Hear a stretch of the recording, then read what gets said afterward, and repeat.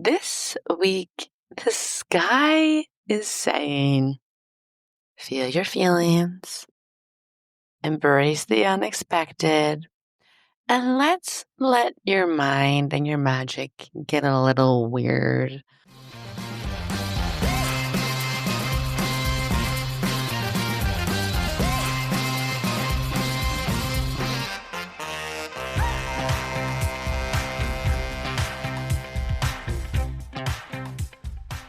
Welcome to Cosmic RX Radio, a podcast that gives you real-life tools of spiritual empowerment and pure hype. I'm your host and intuitive guide, MADI Murphy. I'll be serving up your weekly energy readings, cosmic boss interviews, and astro inspiration. Are you ready to love yourself more, manifest your dream life, and own your magic? Let's jump in. Okay, hey, my cosmic baddies. Welcome back to Cosmic RX Radio. It's your girl, MADI Murphy, your high vibe hype woman, your cosmic consultant, your messy but mystical guide on this wild ride. And here we are to break down what the F is happening up in the stars. How does it affect us here on Earth? How do we use it to live our most aligned, authentic, and turned all the way on life down here? Because being a human, it is crazy and it is about to get crazier, I expect. So yeah, this week we have some sacred shadow energy, surprise kisses, breakthrough brainwaves, all on the menu. We have a really big, huge astrological moment happening on 7/7. I'm going to start to get into it on today's episode so that you are fully prepared and aware. But wow, we are really in that moment, the part of the year that I've been looking at for probably since 2020. I was like, wow, end of March through July 2025 is a wild ride. Because as a reminder, we have had in this year of 2025, we will have every outer planet shift. And outer planets are generational planets. They usually take years, sometimes decades to shift signs. And when they do, they bring momentous energy shifts to the collective and to the personal. And this year, all of them, they all decided to get in on the chaos. So if you're feeling like your head's spinning and you're like, where am I? That might be why, okay? So yeah, this week we have fireworks in all senses of the word. And we were going to be really being called to a place of the cosmic alchemist, like we always are. So before we jump in, let's do a little heart check. How are my babies? Are we breathing? Are we drinking our water? Are we remembering that we're just what do they say? More complicated houseplant with feelings. Have you touched grass lately? Have we whispered sweet nothings to ourselves or our houseplants, in the past day or two? If you haven't, this is your reminder that if life is feeling overwhelming, come back, fill up your cup. And yeah, if you've been feeling like life has been a bit much lately, you gotta stay in your magic, baby, okay? You are growing, you are showing up, you are remembering to whatever it is, go to the dentist or refill your gas tank while literally the world is being burned down and rebirthed in real time. Okay. There's no pause during the revolution. So yeah, just navigating the collective awakenings, the dissolving old timelines, calling in radical joy again, and just remembering to floss our teeth all at the same time. Ain't no thing. But yeah, if you're feeling stressed or stirred up, just remember anything that is testing you is here to teach you and then here to transform you. If you've been feeling behind or you can't catch up, you're not. You're in divine timing. You're in your process. And yeah, if everything feels like it doesn't quite fit, it's probably because you're outgrowing who you used to be, and just enjoy the journey, enjoy the process. So before I get into today's episode, let's go into Virgo housekeeping, just the typical announcements, but I got to say them every time. If you haven't, we are in that under 1 month countdown till my book In the Cosmic Zone comes out, your cosmic cheat code to unlocking your chart, owning your power, and becoming the main character, the moon character of your own damn life. And it is chock filled with Virgo practical tools to really live out the archetypal energy of the zodiac sign. So I'm talking rituals, tools, I'm talking stories, I'm talking shadow work, I'm talking practices. It's all in there. But you have 1 month to order before July 29th to get access to some of our bonus goodies and little cosmic treats that you get for being so awesome and ordering it in advance. It's available wherever books are sold. Also, a reminder to leave a rating and review if you haven't. If you love this podcast and you wanted to help reach more astro aligned, cosmically curious baddies and souls, drop a review on Apple or Spotify. It really helps us out. And every week, as a reminder, I pick a reviewer to win a free burning question reading. So either put your Instagram handle in it or just stay tuned and listen for your review and then slide my DMs, ask me anything, and I will read your stars for filth. But, in the name of the highest good. Let's go into the lunar weather. Who wants to talk about the moon? Who wants to talk about the emotional landscape for the week ahead, what we can expect? So June 30th, the day this pod drops, through July 1st, we have moon in Virgo. So we're talking clean, clear, under control, maybe not so much the last thing, but we are hoping to be grounded AF, right? The Virgo moon energy is all about making space in your schedule, in your soul. Virgo likes to make things efficient. Virgo likes to notice, like, where are the points of friction? Where is the lag and drag in my everyday routine, in my work processes, in just like my, getting dressed in the morning? Where are the things that are and how can I simplify? How can I thin that out? How can I declutter an aspect of my life so that I can look forward to getting dressed in the morning? So I can open my computer without existential dread, so I can look in my fridge and be excited to make myself something healthy to eat, right? It's been nourishing to eat. So yeah, this is a great Monday, Tuesday. Declutter your spaces. The summer has us moving fast. I find that here in the Northern Hemisphere. And I also just want to remind you that Cancer season is like coming home to yourself. So if you've been going a mile a minute, can we make some time these days to give our home some love, declutter our spaces, prep, like I said, some nourishing food for ourselves, get in our body, stretch, go to yoga. Yeah, well, you know the good things to do for yourself. We're going to avoid overworking. I need to hear this one. The Virgo is like, it'll never be done. I'm like, I could live on a desert island and I would still have a long ass to-do list, like written on the back of a palm leaf with like charcoal. Okay. So just remember the to-do list is never going to be done. It's up to you to have a boundary with it of when we're like, okay, enough is enough. The big priorities are done. And that is, or just starting something without it being perfect or finishing it without it being perfect. Sometimes, done is better than perfect. In fact, usually all the time, because what is perfectionism? Anyway, I digress. I don't want to spiral. Let's talk about Wednesday, July 2nd to Thursday, July 3rd. The moon is in Libra, luscious, luscious Libra. It is time to bring in that beauty, that balance, that diplomacy, that harmony. The Venusian vibes really rule these days. Like, these are days where you are meant to drink in that sweetness, that nectar of Venus energy. So what do you want to do? Do you want to get a blowout? Do you want to go on a date? Do you want to again, romanticize your life in some way? Do you want to make your space more aesthetically pleasing? Do you want to get your nails done? Do you want to, Moon and Libra days, donate to a social justice cause that you really believe in, that you've been meaning to for weeks or months and haven't gotten around to it? Moon and Libra, right, baby? We're talking love, but also liberty and justice for all. We're talking aesthetics and also just being socially conscious. I love Libra. She's just more than a pretty face, but also reminding us that it's a lot easier to show up for the collective when we feel like our cuticles are like trim. Okay. So Friday and Sunday for the 4th of July weekend, for the happy birthday, America. It's like being at your friend's birthday party who's gone through a hard year, or, in America's case, 20 or 250 years. And you go to your friend's birthday party and you're like, she really needs this. She needs for us to celebrate. But we're really hoping this is the year she gets her shit together. We love her. We're rooting for her. She's been very messy lately, not in a fun, cool way. So we're going to celebrate, but we're hoping something weird doesn't happen.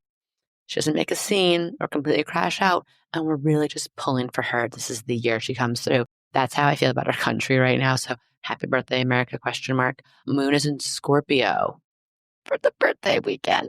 So deep feels, inner truth, sensual power. This moon wants you to transform, not perform, whatever that feels like to you, right? Might be bringing up a lot of feels about things this weekend. So let's do some shadow work. Let's take responsibility for our feelings. Let's let our triggers teach us, not completely control our actions.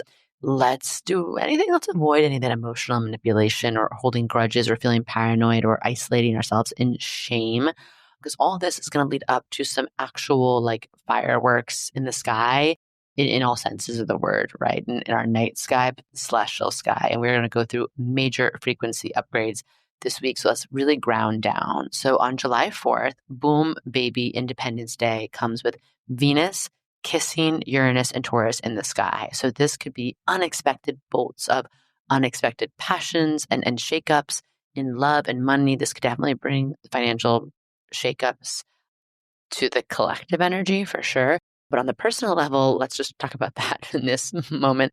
This Venus Uranus conjunction, it's sexy, it's rebellious, it's a little like wild. It's giving like maybe the start to your summer unexpected love story. Yeah, maybe like I don't know, you're out like at the beach and you lock eyes with a sexy stranger, or you finally kiss your crush in like a summer rain moment. Ugh.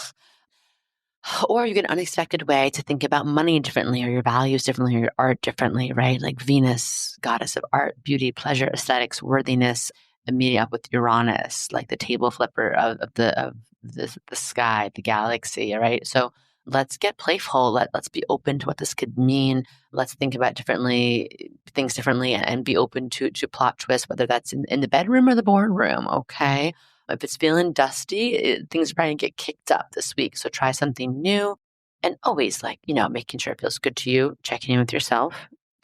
But because the Uranus energy can really unground us, and it's inside of Taurus. So it's a lot to do with our body and our values. So whether we're talking about maybe trying something new and sexy in the bedroom, or taking a big leap on something, or making a bigger financial commitment, like just slow down and check in with yourself and really notice like the difference between that excitement, anxious fear of like the unknown, but like, oh, this feels really good, versus like I'm doing something and I feel really ungrounded and disempowered while I do it, right? I'm doing it maybe for like the wrong reasons. So yeah, sometimes we gotta look before we leap, okay? I'm gonna say take that big leap, but sometimes we gotta look before we leap, okay?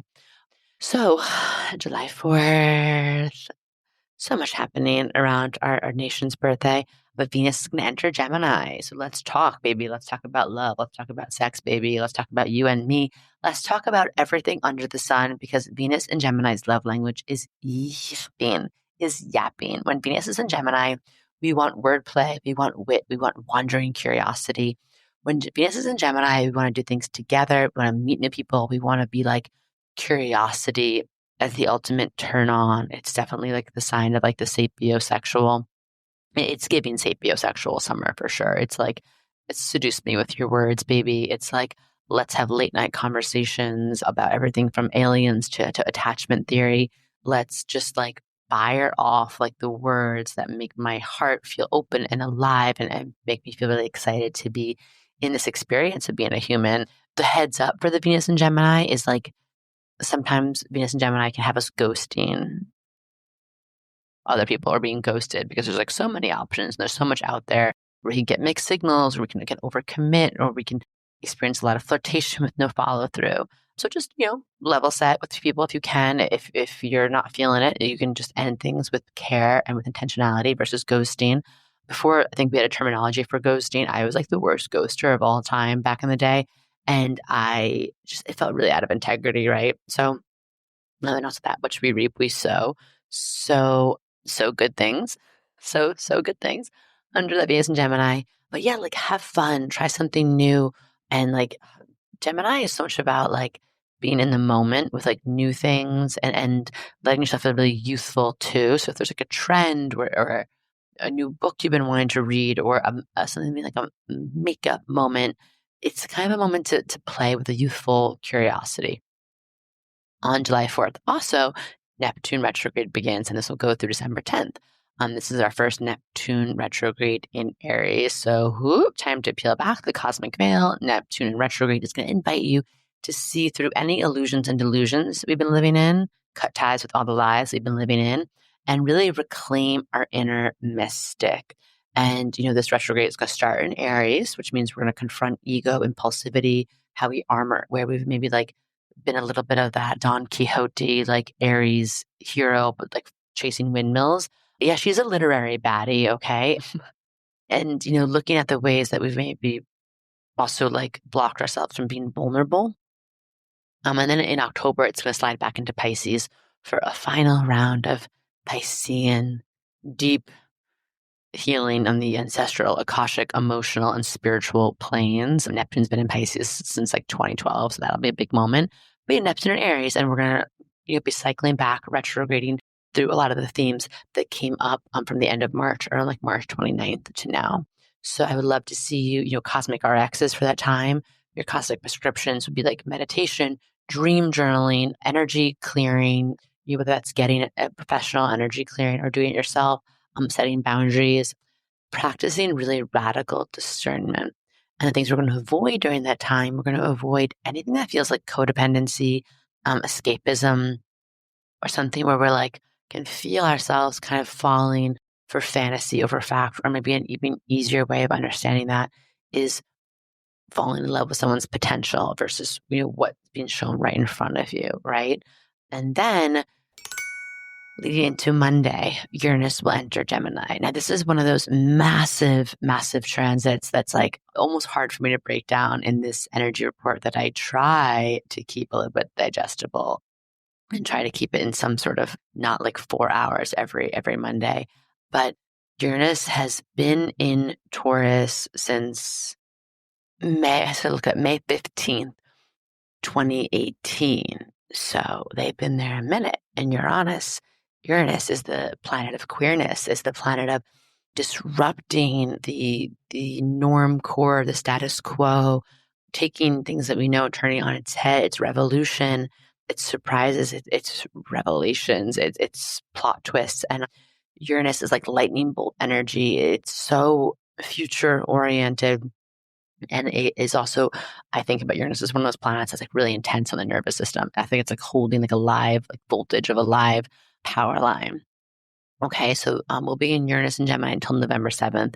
Then it'll retrograde back into Taurus. But yeah, so Uranus, revolution, revelation, innovation is going to enter Gemini, the signs of ideas, languages, tech, thoughts, media.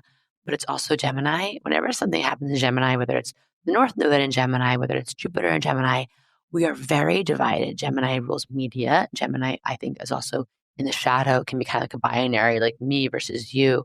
I'm really thinking of this Uranus and Gemini is going to do some kind of disruption around the two-party system, maybe during its course of its full run. And we haven't been in Uranus and Gemini since 1941 to 1949. And I'll come back to that in a moment. That's a very, interesting timeline. It's game-changing. And here are some things you need to know. So I'm going to give you 7 things that are kind of like top of mind of how to understand Uranus and Gemini and what the collective and personal assignment is for the personal and planetary transformation in this moment we're in. So, just the historical vibes, a little backstory, a little what was going on last time, because history doesn't repeat, but it does rhyme, is when Uranus was in Gemini, we saw the birth of modern media, the early stages of computers. We saw just radical shifts in our collective around, like things in government. We saw war, right? We saw new ways of being and people showing up in service to, again, larger missions. But we saw a lot of divisiveness. And I just keep saying that. And the previous cycle of Uranus and Gemini coincided with the Civil War. And this is alongside Neptune and Aries that's also there for the Civil War. This is why astrologers for years have been saying, ooh, 2025, it's giving the astrology of the Civil War, of the Revolutionary War, Pluto and Aquarius, the Haitian Revolution, the French Revolution, and also like some World War II and World War I astrology just to be sprinkled in there. So, I imagine that during this time on the collective, we're going to experience some kind of another big divisive moment, but I hope it instigates and activates some kind of revolution. We will be experiencing a lot of revolutions with how we communicate, new ways of speaking, writing, learning, socializing, whether those are things with AI, neurotech, lingual, cross-cultural innovation. I think I saw an app that you speak into it and directly translates a language for you, like in real time, which is really cool. Definitely mind expansion, lots of wild curiosity, fast learning curves, chaotic genius moments. If your brain feels like it's plugged into like a live power line or some kind of quantum cosmic battery source, it's because it is, right? And I really want us to think about duality, get integration during this time of like, it doesn't have to be us versus them. This is like a both end transit. I want us to embrace nuance and flexibility and paradox and let multiple things be true at once and let our minds stretch, let that neuroplasticity, right? And I hope that the collective conversations shift and change. And for a few years, I feel like I've been saying since like 2019, 2020, like social media is dead. And I think it's because I saw these transits coming. And I'm not saying that it's dead, but social media is going to radically evolve. It's going to change really, really fast with how we interact with it, how we produce content, how we consume content, where people are having these conversations. And, I think the podcasts, the forums, the private communities, the digital town squares are going to be more of like this epicenter for collective gathering and dialogue and revolution. And we might see some of the bigger, more mainstream platforms just I don't want to say die off, but become maybe a little bit more less relevant, more disruption around education, information sharing.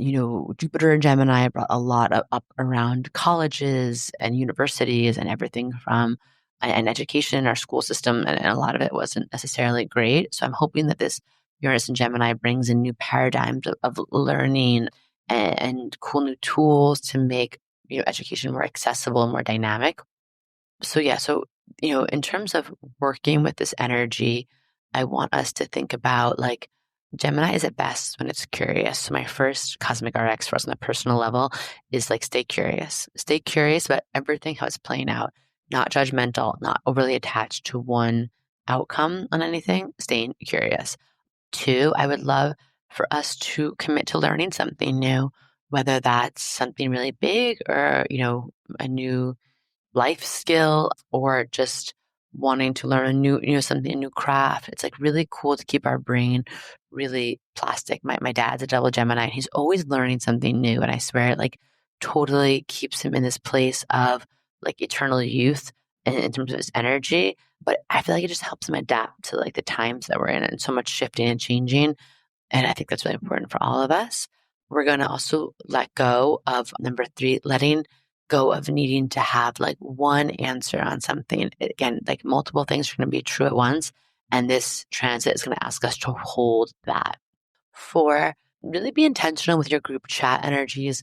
If you have a lot of clogged up energy that's draining you in your DMs and your phone inbox, I would streamline, I would exit, I would mute notifications, and maybe start a group chat or some kind of, what's that app, Discord, or something where you can have a discussion with people that really expand your mind, that's bringing positive or uplifting insights into your everyday life. Okay. Like what's entering your brain is going to be very important during Uranus and Gemini.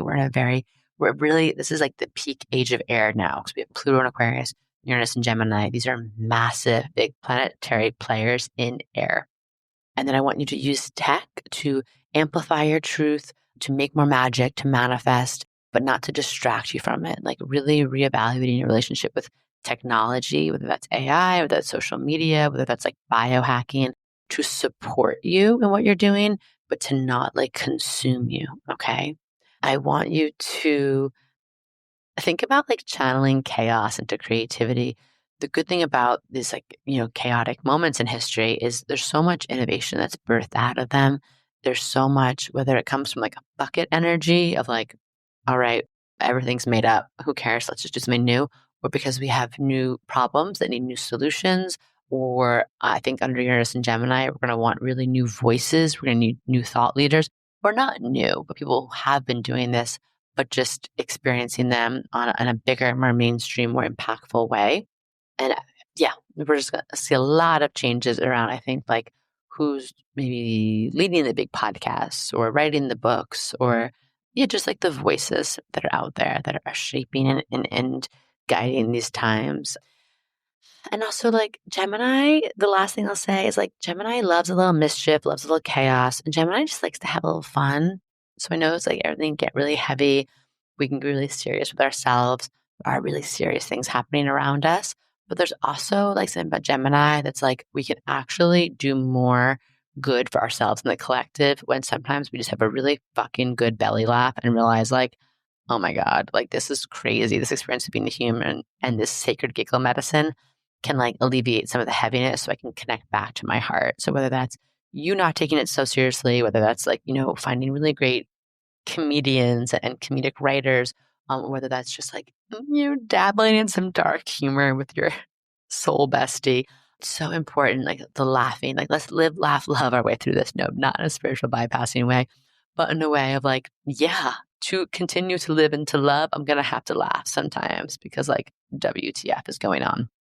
Right. So I hope this resonates. This is going to be such a massive time for us. So we'll continue to track and let me know, in the comments below, especially if you're watching on YouTube or slide in my DMs at the Cosmic RX, like if you notice things that feel very Uranus and Gemini coded.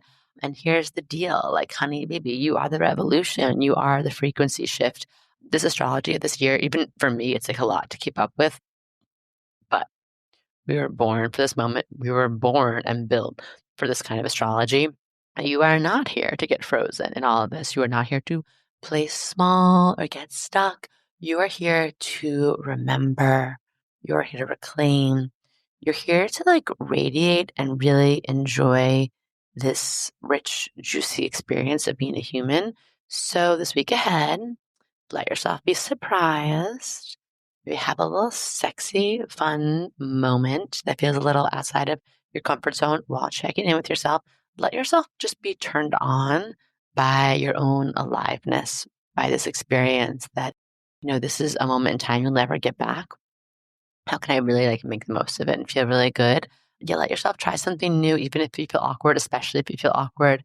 Let your inner genius goddess come out to play. But yeah, just like staying curious and staying playful through it all as much as we can, because this is it. This is the time. You're here for a reason. And all this astrology, I tell you, nothing is written in the stars. You are the one writing your own story, right? I just want to remind you that the stars might give you some interesting context or a little bit of a roadmap. But again, it's all astrological weather. Nothing is set in stone. You are the author. You are the artist. You are the architect. You are co-creating with the universe. Okay, my babies, well, if this episode lit something up inside of you, maybe share it in that conscious goddess group chat. Share it with your Gemini bestie, BFF, and be like, whoa, wild times ahead for you for the next few years. But also some fun Venus and Gemini moment in this, summer for you. Yeah.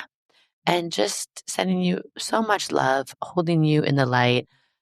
Stay curious, stay chaotic, stay cosmic. Until next week, I am sending you the biggest blessings for that big, fat, juicy checks, those big, fat, juicy checks, and some really hot, fulfilling, maybe a little bit out of the box sex. And yeah, just appreciate being here on this magnificently weird and wild ride with each and every one of you. Bye.